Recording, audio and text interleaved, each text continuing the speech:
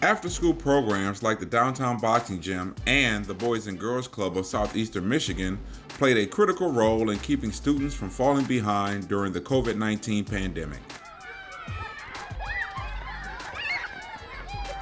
And collaboration was important for both organizations. I think the benefit has really been having a thought partner. That's really been invaluable.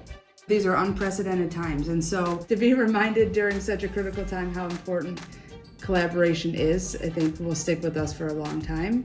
In this second episode of our podcast, we're going to talk about collaboration and thinking outside the box during a crisis. Hello, I'm Terry Whitfield, a program officer for the Skillman Foundation. Since 1960, our foundation has been dedicated to the outcomes of Detroit's youth. Today, we're continuing our conversation about after-school programs with Jessica Hauser, Executive Director of Downtown Boxing Gym, and Sean Wilson, President of the Boys and Girls Clubs of Southeastern Michigan. Both are innovative leaders who took unusual steps and formed new partnerships in order to provide the best support possible for the children and families they serve. Jessica, let's start with you. We were two organizations that hadn't been working together previously. During COVID, we quickly realized that there was a lot of alignment around approach and how we thought about showing up for our kids. I think what it is with both organizations that really resonated is that we both were willing to go out on a limb before things are kind of like perfect scenario. So we are doing what we see needs to be done in the moment for our kids and families, even if we don't know for sure where the money's coming from, we don't fully know how we're gonna staff it, all of those pieces, we'll figure that out as we go, but we know that we need to deliver on our promise for our families.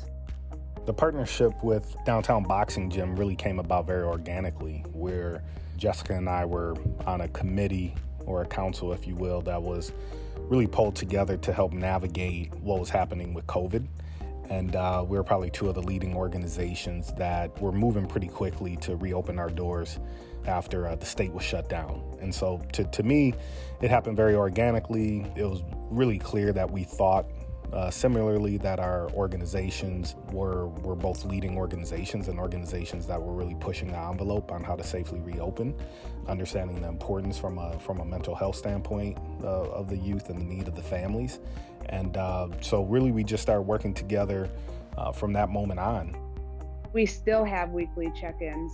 What lessons have you learned? Any changes? What's going on? I just think that's rare. My next question to both of you is, how has that collaboration benefited both organizations and, most importantly, the families you serve?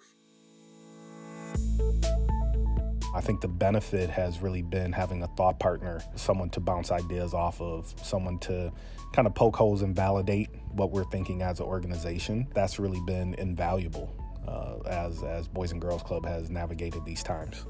When we realized how aligned we were in the cost that it was gonna take for us to do what we needed to do, it was almost to the penny. Our budgets were the same. The staffing structure, the schedule structure, all of that stuff, when we compared notes, was almost down to the last dot the same. And so that gave us confidence that, all right, we're on the right track on both sides. It gave us, there was more leverage when we were talking to funders because we weren't the only one doing it.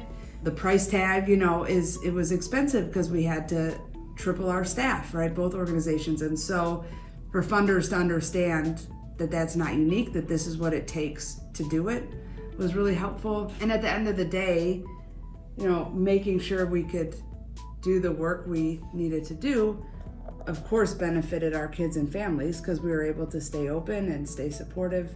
We've also been information sharing the whole time. So if one of us got a piece of information that maybe wasn't widely publicized, we made sure the other knew. That was very helpful.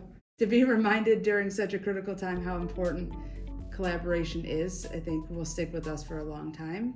It also is really nice because often in the nonprofit space, we kind of end up being set up as competitors because we're all going after the same dollars. And so to be able to see each other as allies instead of competitors is also very powerful. I said this before, and I'll say it again. We've been fortunate to partner with both of you throughout this ordeal, and we're excited to share these insights so they might help others in the future. This podcast is sponsored by the Skillman Foundation. If you'd like to learn more about what we do, please visit skillman.org.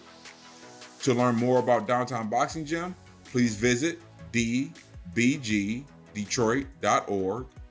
And for more information about Boys and Girls Clubs of Southeastern Michigan, please visit BGCSM.org.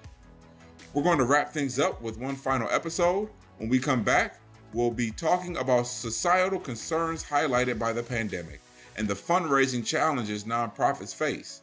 I hope you'll join us. I'm Terry Whitfield. Have a great day.